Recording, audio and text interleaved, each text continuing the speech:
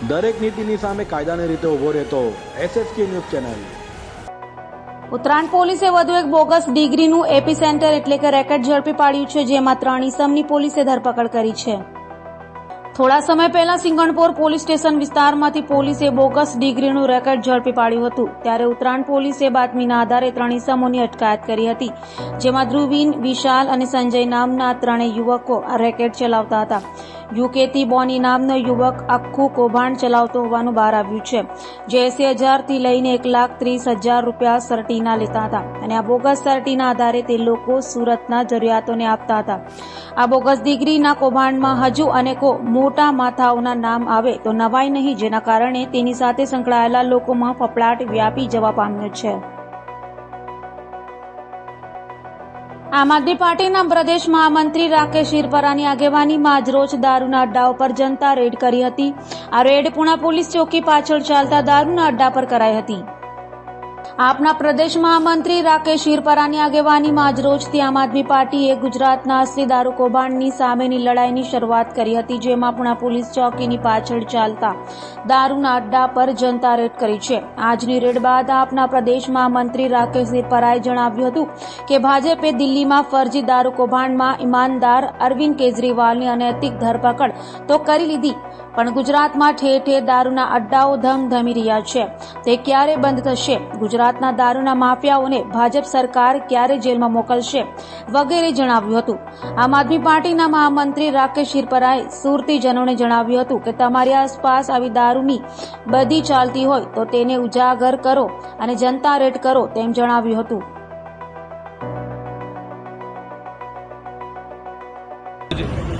ઉણાગામ સુરતમાં ઉણાગામ પોલીસ ચોકીની પાછળ ચાલતા દારૂના અડ્ડા પર સુરતના વિપક્ષ નેતા માનનીય શ્રી પાયલબેન સાકરિયા, નગરસેવક એવા શ્રી વિપુલભાઈ સુહાગિયા તેમજ અન્ય નગરસેવકો, સુરતના લોકસભાના પ્રમુખ એવા રજનીભાઈ વાઘાણી, શહેરના મહામંત્રી એવા ઘનશ્યામભાઈ વાઘાણી સહિત તમામ કાર્યકર્તાઓએ ઉણાગામ પોલીસ ચોકીની પાછળ ચાલતા દારૂના અડ્ડા ઉપર જનતા રેડ કરી હતી। જ્યારે અમે રેડ કરી ત્યારે જોયું, તમે વિડીયોમાં પણ જોયું હશે કે ખુલ્લેઆમ અઢળક દારૂની બોટલો પડી હતી। ઘણો બધો લોકો ખુલ્લેઆમ દારૂ પીતા હતા, કોઈ પણ પ્રકારના ભય વગર, અને લાખો રૂપિયાનો એમ કહી શકાય કે દારૂ ત્યાં વેચાતો હતો, દારૂ ત્યાં મળતો હતો। હવે આ જનતા રેડ કરી એનું કારણ શું? આપણે સૌ જાણીએ છીએ કે છેલ્લા કેટલાક દિવસોથી, આમ તો ગણીએ છેલ્લા કેટલાક મહિનાઓથી ભાજપ દિલ્હીમાં ઊભા કરેલા એક નકલી, બનાવટી, નકલી ફરજી શરાબ ગોટાળો કરીને આખા દેશને ગુમરાહ કરવાનું, ગેરમાર્ગે દોરવાનું કામ ભાજપની સરકાર કરે છે। અમે આખા દેશના લોકોને, ગુજરાતના લોકોને બતાવવા માંગીએ છીએ કે એ જ ભાજપના શાસનમાં છેલ્લા 30 વર્ષથી જે ભાજપનું શાસન છે, એવા ગુજરાતના ખૂણે ખૂણે દારૂના અડ્ડાઓ ધમધમી રહ્યા છે। ગુજરાતના યુવાનોની નસોમાં, ગુજરાતના યુવાનોની રગોમાં દારૂ અને ડ્રગ્સ નાખવાનું કામ ગુજરાતની ભાજપ સરકાર કરી રહી છે। ત્યારે એક તરફ દિલ્હીનો નકલી, બનાવટી ઊભો કરેલો દારૂનો ગોટાળો છે, જેની રકમ છે માત્ર 100 કરોડ રૂપિયા, એ પણ ખોટો આંકડો છે, જે ભાજપે બનાવટી ઊભો કરેલો આંકડો છે।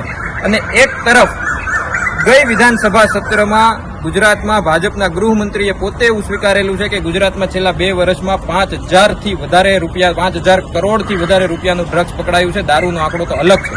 ગુજરાતમાં બાળકથી માંડીને આબાલ વૃદ્ધ સૌ જાણે છે કે ખુલ્લેઆમ એક જગ્યાએ એક વિસ્તારોમાં દારૂના અડ્ડાઓ ધમધમે છે। તમે દેશના લોકોને બતાવવા માંગીએ છીએ કે જે દિલ્હીમાં ભાજપના નેતાઓ બતાવી રહ્યા છે, નકલી દારૂનો ગોટાળો છે, બનાવટી છે। દિલ્હીના શિક્ષિત, ઈમાનદાર અને ભણેલા ગણેલા મુખ્યમંત્રી અરવિંદ કેજરીવાલજીને ફસાવવા માટેનો આ દારૂનો ગોટાળો ઉભો કરેલો છે। જ્યારે ગુજરાતમાં ભાજપના શાસન હેઠળ છેલ્લા 30 વર્ષથી ખુલ્લેઆમ બેફામ દારૂનો વેપાર ચાલી રહ્યો છે, અને એનું એક નાનું એમથું એકદમ કીડીના પગ જેવું ડેમોન્સ્ટ્રેશન અમે લોકોને બતાવ્યું છે। આવનારા દિવસોમાં આમ આદમી પાર્ટી ગુજરાતના કાર્યકર્તાઓ ગુજરાતના તમામ વિસ્તારોમાં ચાલતા દારૂના અડ્ડાઓને એક્સપોઝ કરશે, એના ઉપર જનતા રેડ કરશે અને લોકોને બતાવશે કે અસલી દારૂનો ગોટાળો શું છે। ભાજપના રાજમાં, ભાજપના નેતાઓની રહેમ નજર હેઠળ માજી બુટલેગરના શાસનમાં જે ગુજરાતના યુવાનોની નસોમાં દારૂ અને ડ્રગ્સ નાખવાનું કામ જે ભાજપના નેતાઓ કરી રહ્યા છે, એને એક્સપોઝ કરીશું। આવા દારૂના ગોટાળેબાજો પાસેથી, દારૂની કંપનીઓ પાસેથી, ડ્રગ્સની કંપનીઓ પાસેથી, ગૌમાંસ વેચતી કંપનીઓ પાસેથી, પાકિસ્તાનની કંપનીઓ પાસેથી ભાજપ છે એ દાન લે છે, ભાજપ છે એ ફંડ લે છે, અને એક તરફ દિલ્હીના શિક્ષિત, ઈમાનદાર, ભણેલા ગણેલા મુખ્યમંત્રીને જેલમાં નાખવાનું કામ કરે છે। આ વાત અમે ગુજરાતના તમામ લોકો સુધી લઈ જઈશું। આજે દારૂના અડ્ડા ઉપર જ્યારે જનતા રેડ કરી લાખો રૂપિયાનો મુદ્દામાલ ત્યાં પડેલો હતો, એમાંથી અમે વારંવાર પોલીસને ફોન કરી, પણ પોલીસે આવવા માટે વારંવાર ફોન કરવા છતાં મોડી આવી, એને કારણે ત્યાં બધું સગે વગે કરી નાખ્યું. એ લોકોએ બધું મસ્ત કરી નાખ્યું અને માત્ર 2,000 રૂપિયા 3,000 રૂપિયાનો દારૂ અત્યારે પકડી અને પોલીસ સ્ટેશનમાં લાવવામાં આવ્યો છે. અમે તમામ માન્ય વિપક્ષ નેતા રજનીભાઈ, માન્ય કોર્પોરેટર શ્રી વિપુલભાઈ સુહાગિયા સહિત અમે બધા તમામ મિત્રો અહીંયા ફરિયાદ નોંધાવવા માટે આવ્યા છીએ. પોલીસને અપીલ કરી છે કે આ દારૂનો વેપાર કરતા માફિયાઓ વિરુદ્ધ, અને માત્ર એ દારૂ વેચતા હતા એ નહીં, એની પાસેથી દારૂ ક્યાંથી આવ્યો, આ આખી ટ્રેલ શું છે, આખી આને ટ્રેલને પકડવામાં આવે અને મોટા મોટા માફિયાઓને પણ જેલમાં નાખવામાં આવે. આવનારા દિવસોમાં ગુજરાતના તમામે ઓલપાડના અંઝર અલી મલેકની હત્યામાં વપરાયેલ દેશી પિસ્તોલ અને જીવતા કારતીજ સાથે હત્યારા ઇસ્માઇલ ઘોડાવાલાએ આ હત્યાર તેના મિત્ર મનદીપ કુમારને સાવવા આપેલ. તે હત્યાર સગેવગે થાય તે પહેલ ક્રાઇમ બ્રાન્ચ પોલીસે મનદીપ કુમારની હત્યારો સાથે ધરપકડ કરી છે.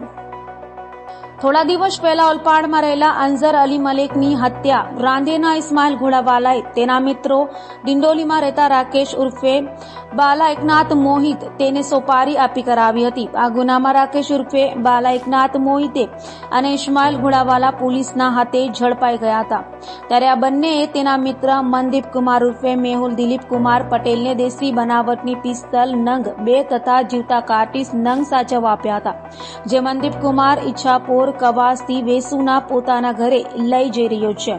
તે માહિતી સુરત શહેર ક્રાઇમ બ્રાન્ચને મળતા તેને વોચ રાખી હતી, જેમાં મનદીપ કુમાર આવતા પોલીસ તેની તલાશ કરતા તેની પાસેથી હત્યારા તેમજ રોકડા રૂપિયા સહિતના કુલ 61,300 રૂપિયાનો મુદ્દામાલ મળી આવતા પોલીસે તેની અટકાયત કરી તપાસ હાથ ધરી છે.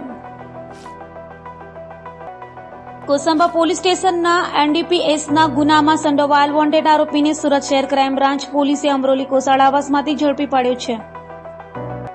કોસંબા પોલીસ સ્ટેશનમાં 5-6 દિવસ પહેલા પકડાયેલ આરોપી શેહજાદ ખાન, અઝાઝ ખાન પઠાણ અને સાહિલ ખાન પઠાણને છેલ્લા 5-1 વર્ષથી ઓળખતો હોય અને જમીલ ઉર્ફે જમાલને એમડી ડ્રગ્સનો પાવડર 2,000 રૂપિયાના કમિશને વેચાણ અપાવેલ હોય તે માવિયા અબ્દુલ કાદર કુરેશી રહેવાસી એસએમસી આવાસ કોસાડ અમરોલીની શોધખોળ ક્રાઇમ બ્રાન્ચ કરી રહી હતી. તે દરમિયાન બાતમીના આધારે આરોપી પોતાના ઘરે આવતા પોલીસને તેને ઝડપી પાડી કોસંબા પોલીસને સોંપ્યો હતો. આમ સુરત શહેર ક્રાઇમ બ્રાન્ચ પોલીસ સરાહનીય કામગીરી કરી રહી છે.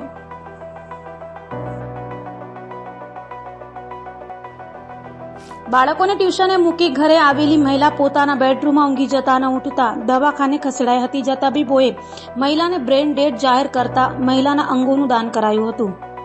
24 માર્ચ 2024ના રોજ સવારે 10 વાગ્યે પોતાના બાળકોને ટ્યુશનમાંથી મૂકીને પીનલબેન ઘરે આવ્યા હતા. ઘરે આવતા જ સાસુને ફરિયાદ કરી હતી કે મને મારી તબિયત ઠીક લાગતી નથી, એટલું કહી પોતાના બેડરૂમમાં જતા રહ્યા હતા. જ્યારે ફરી બાળકોને ટ્યુશનમાંથી લેવા જવાનું સમયે સાસુએ જગાડવા ગયા ત્યારે જાગ્યા ન હતા અને દરવાજો ખોલવાનો પ્રયત્ન કર્યો હતો, પરંતુ દરવાજો અંદરથી લોક હતો એટલે પાડોશીને બોલાવ્યા હતા. તેમને અજુગતું લાગતા તેઓએ તાત્કાલિક દરવાજો તોડ્યો હતો અને બંને દીકરા મૌલિક અને યોગેશને ટેલિફોનિક જાણ કરી હતી અને ઘરેથી તાત્કાલિક નજીકની હોસ્પિટલમાં લઈ જતા સારવાર શરૂ કરવામાં આવી હતી. 4 દિવસની સારવાર બાદ ડોક્ટરોએ બ્રેન ડેડ જાહેર કર્યા હતા, જેથી પરિવારજનોએ જીવનદીપ ઓર્ગન ડોનેશન ફાઉન્ડેશન દ્વારા સમજાવતા 28 વર્ષીય મહિલાના લીવર, કિડની, આંખના અંગદાન કરી 5ને નવજીવન આપ્યું હતું. જીવનદીપ ઓર્ગન ડોનેશન ફાઉન્ડેશન દ્વારા 12મું અંગદાન પ્રાપ્ત થયું છે. Vipul Talaviya, Jivandeep organ donation foundation trust, Surat. ગઈકાલે અમારા એક મિત્ર ડૉક્ટર મુકેશભાઈ પડસાળા સાહેબનો ફોન આવ્યો હતો કે અમારા એક ઓળખીતા છે પીનલબેન, એમનું બ્રેન ડેડ થઈ ગયું હોય એવો અમને મેસેજ છે, તો આપ આવો અને બધા રિપોર્ટ જુઓ, ત્યાર પછી આપણે આગળ નક્કી કરીએ. જો બ્રેન ડેડ હોય તો આપણે અંગદાન માટે આગળ વધવું છે. જેથી અમે પીપી માણિયા હોસ્પિટલના ચેરમેન ડૉક્ટર નિલેશભાઈ માણિયાનો કોન્ટેક્ટ કર્યો હતો. એમને રાત્રે 2 વાગે જ એમની સમગ્ર ટીમ છે એમને બોલાવી અને પેશન્ટ માટેના જે વિશેષ રિપોર્ટોની તપાસ કરવાની થતી હોય એ કરાવડાવી અને ફાઇનલ થયું કે આ પેશન્ટ બ્રેન ડેડ છે, એટલે એમના અંગોનું દાન કરવા માટે પરિવારજનોને રાત્રે 2:30 વાગે જ સમજ આપવામાં આવી અને એ લોકો એગ્રી થયા. એટલે આ પીનલબેન, જેમની ઉંમર 28 વર્ષીય છે, તેઓનું અંગદાન થયું. આ સમગ્ર પ્રક્રિયામાં એમના પતિ મૌલિકભાઈ, એમના ભાઈ યોગેશભાઈ, એમના મામા પ્રદીપભાઈ અને બીજા જે છે એમના નાના મામા, એમનું નામ છે ડૉક્ટર મુકેશ પડસાળા સાહેબ. એમનો સૌનો સંપર્કથી, સૌના સાથ સહકારથી આ અંગદાન સફળ થયું હતું. ખ્રિસ્તી ધર્મમાં ગુડ ફ્રાઇડેનું ખાસ મહત્વ હોય છે. આ દિવસે ઈસાઈ ધર્મના પ્રવર્તક પ્રભુ ઈસુ મસીહે પોતાના પ્રાણનું બલિદાન આપ્યું હતું. આજના દિવસે ઈસાઈ અનુયાયી શોક દિવસ તરીકે મનાવે છે. આ દિવસે ઈસાઈ ધર્મને માનતા લોકો ચર્ચમાં જઈ પ્રભુને યાદ કરે છે. આજના દિવસે ઈસુ પ્રભુને ક્રોસ પર લટકાવાયા હતા. ઈસાઈ માન્યતાઓ અનુસાર પવિત્ર ગુરુવારની સાંજે ભોજન બાદ કોઈ ઉત્સવ નથી થતા. આ સમય ઈસ્ટરની અવધિ પૂર્ણ ન થાય ત્યાં સુધી રહે છે. આ દિવસો દરમિયાન પૂજા સ્થળ ખાલી રહે છે. આ દિવસો દરમિયાન પૂજા ઘરમાં ક્રોસ, મીણબત્તી, વસ્ત્ર કંઈ જ પણ ચડતું નથી. આ ઉપરાંત જળના પાત્ર પણ ખાલી કરી દેવાય છે. માનવામાં આવે છે કે ઈસુને ક્રોસ પર લટકાવાયા હતા તે દિવસે શુક્રવાર હતો, ત્યારથી આ દિવસને ગુડ ફ્રાઇડે કહેવાય છે. ક્રોસ પર લટકાવાયાના 3 દિવસ બાદ એટલે કે રવિવારે ઈસા મસીહ ફરી જીવિત થયા હતા. આ દિવસની ખુશી તરીકે ઈસ્ટર રવિવારની ઉજવણી કરાય છે. આ દિવસને ઈસ્ટર સન્ડે કહેવાય છે. લિંબાયત પોલીસે મોબાઈલ ચોરીના ગુનાનો ભેદ ગણતરીના કલાકોમાં ઉકેલી કાઢી મોબાઈલ ચોરને ઝડપી પાડ્યો હતો. પોલીસ મથકનો સ્ટાફ પેટ્રોલિંગમાં હતો ત્યારે બાતમીના આધારે લિંબાયત વિસ્તારમાંથી મોબાઈલ ફોનની ચોરી કરનાર રેડા ચોર એવા લિંબાયત જૂની કમરૂનગર ટેનામેન્ટ ખાતે રહેતા રફીક બેગ ઉર્ફે પંટોળી ડગડુ બેગ મિર્જાને ઝડપી પાડ્યો હતો અને તેની પાસેથી ચોરાયેલો મોબાઈલ કબજે લઈ તેની વિરુદ્ધ કાયદેસરની કાર્યવાહી હાથ ધરી હતી. સુરતના ડિંડોલી ખાતે આવેલી પવેલિયન પ્લાઝાની સ્પેરો નામની ઓયો હોટલમાં ગયેલા યુવાનનું મોત નીપજતા પોલીસ દોડતી થઈ ગઈ હતી. હાલ ઠેર ઠેર ઓયો હોટલ શરૂ થઈ ગઈ છે ત્યારે ડિંડોલી ખાતે આવેલ પવેલિયન પ્લાઝાની ઝેક સ્પેરો નામની ઓયો હોટલમાં તારિક અનવર નામનો યુવાન ગયો હતો. ઓયોના બંધ રૂમમાં સૂતા જ તારિક અનવર નામના યુવાનનું મોત થયું હતું. તો એવી ચર્ચા ચાલી રહી છે કે મૃતક યુવતી સાથે અંગતપણો વિતાવવા આવ્યો હતો અને શારીરિક સંબંધ બનાવ્યા બાદ તુરત જ પલંગ પર ઢળી પડ્યો હતો, જેથી ઓયોના સંચાલકે 108ને જાણ કરી હતી. જેથી 108ની ટીમે સ્થળે દોડી જઈ તપાસતા યુવાનની મોત નીપજ્યું હોવાનું જણાવ્યું હતું. જેની જાણ થતાં ડિંડોલી પોલીસ પણ સ્થળે દોડી ગઈ હતી અને તપાસ શરૂ કરી છે.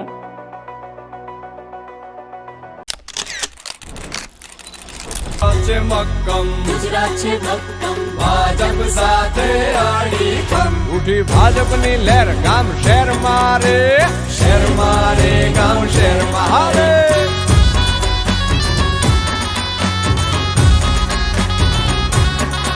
લીધું હિંમતથી કામ, લીધી સૌની સંભાળ, દીધી કોરોનાને માત, બની સાચા રખેવાળ. ભર્યો જનતાએ રાહતનો ઊંડો રેતમ અને એટલે જ તો ગુજરાત છે મક્કમ, ભાજપ સાથે અડીખમ. ઉઠી ભાજપની લહેર, ગામ શહેર મારે, શહેર મારે, ગામ શહેર મારે.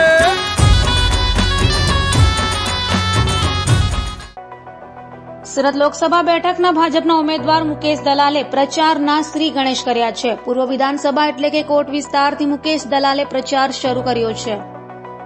આગામી લોકસભા ચૂંટણીની તૈયારીઓ શરૂ થઈ ગઈ છે. દરેક પક્ષ દ્વારા મોટા ભાગના ઉમેદવારો જાહેર કરાયા છે. ત્યારે સુરત લોકસભા બેઠકના ભાજપના ઉમેદવાર મુકેશ દલાલે સુરતના કોટ વિસ્તારથી પ્રચારની શરૂઆત કરી છે. સુરત પૂર્વ વિધાનસભાના ધારાસભ્ય અરવિંદ રાણા સાથે મુકેશ દલાલે બેઠક યોજી બાઇક રેલી કરી હતી. જેમાં અલગ અલગ વિસ્તારમાં બાઇક રેલી દ્વારા મુકેશ દલાલે પ્રચાર શરૂ કર્યો હતો અને સનાતન ધર્મની રક્ષા માટે પોતે ચૂંટણી મેદાને ઉતર્યા હોવાનું કહ્યું હતું. તો સાથે ડાયમંડ ઉદ્યોગમાં મંદીને લઈ તેમણે કહ્યું હતું કે ઉદ્યોગમાં તેજી મંદીની સાયકલ હોય છે.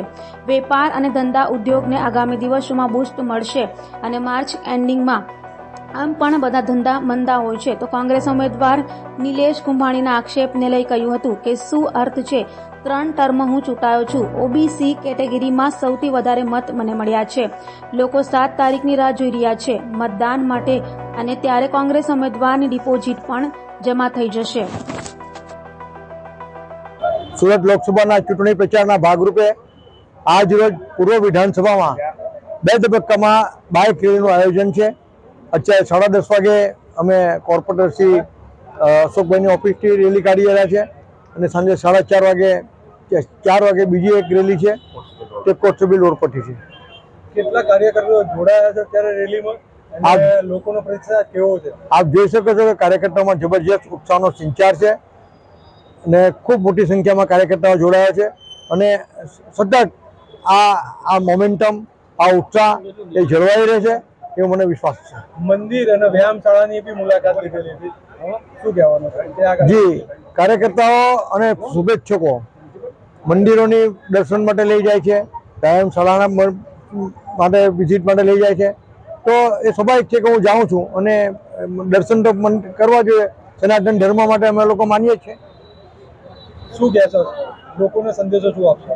લોકોને સંદેશો એ કે 7 તારીખે આક્રમક મતદાન ભારતીય જનતા પાર્ટીની તરફેણમાં કરીને 70 થી 80% મતદાન કરાવવાનું છે અને સુરત લોકસભાના ભારતીય જનતા પાર્ટીના ઉમેદવારને જંગી બહુમતીથી જીતાડવાનો છે. ખાસ કરીને ગરમીની વાત છે, સિઝન એની, શું કહેશો? ગરમીમાં મજા આવે કામ કરવાની. સુરતમાં ફરી ફાયર વિભાગ હરકતમાં આવી ગયું છે. ફાયર વિભાગ દ્વારા ફાયર સેફટીના સાધનો નહીં લગાડનારાઓ સામે લાલાક કરાઈ છે. ફાયર સેફટીને લઈ વારંવાર ફાયર વિભાગ દ્વારા કાર્યવાહી કરાઈ રહી છે, ત્યારે ફરી ફાયર વિભાગ હરકતમાં આવી ગયું છે. ફાયર સેફટીના સાધનો નહીં લગાડનારાઓ સામે લાલાક કરાઈ છે. ત્યારે ગોળાદરા ખાતે આવેલ રાજ એમ્પાયર અને માધવ શોપિંગને સીલ મારવામાં આવ્યા હતા. અગાઉ ફાયર સેફટીના સાધનોને લઈ 3 વાર નોટિસ અપાઈ હોવા છતાં ફાયર સાધનો ન લગાડાતા કાર્યવાહી કરવામાં આવી હતી. સચિન ખાતે આવેલી ડાઇંગ મિલમાં કામ કરતો 27 વર્ષીય યુવાન અચાનક છાતીમાં દુખાવો થયા બાદ હોસ્પિટલે ખસેડાતા મૃત જાહેર કરાયો હતો. સુરત સચિન વિસ્તારમાં આવેલી ડાઇંગ મિલમાં કામ કરતો 27 વર્ષીય મોહમ્મદ ઝાંગીર કામ કરી રહ્યો હતો, ત્યારે અચાનક છાતીમાં દુખાવો થતાં જ તે ઘટના સ્થળે ઢળી પડ્યો હતો, જેથી સાથે કામ કરતા લોકો દ્વારા 108ને બોલાવી તાત્કાલિક તેને સારવાર માટે હોસ્પિટલે ખસેડ્યો હતો. જોકે ફરજ પરના તબીબોએ તેને મૃત જાહેર કર્યો હતો. હાલ તો યુવાનની લાશને પીએમ અર્થે ખસેડાઈ છે અને ત્યારબાદ જ યુવાનના મોતનું સાચું કારણ સામે આવશે. ये रामेश्वर कॉलोनी के पास हाई चॉइस कंपनी है, वो उसमें ड्यूटी करता है, सुपरवाइजरी शायद काम करता है.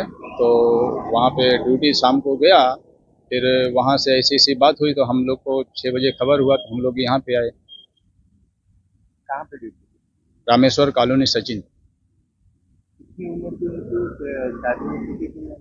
शादी नहीं हुई थी और 28 साल की उम्र तकरीबन. परिवार में कौन?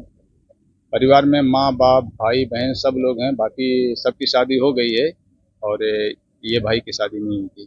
क्या लगता है आपको? ये तो मैं कुछ नहीं कह सकता इसमें, अभी तो आगे रिपोर्ट क्या आता है तो समझ में आएगा. अभी तो ऐसे मैं डॉक्टरों से अभी मेरी बात नहीं हुई. કાપોદ્રા પોલીસે પોકેટ કોપ મોબાઈલની મદદથી એફઆઈઆરના આધારે દાખલ થયેલ વાહન ચોરીના ગુનામાં અને મોબાઈલ ચોરીમાં સંડોવાયેલા આરોપીને ઝડપી પાડી 2 વાહનો કબજે કર્યા હતા.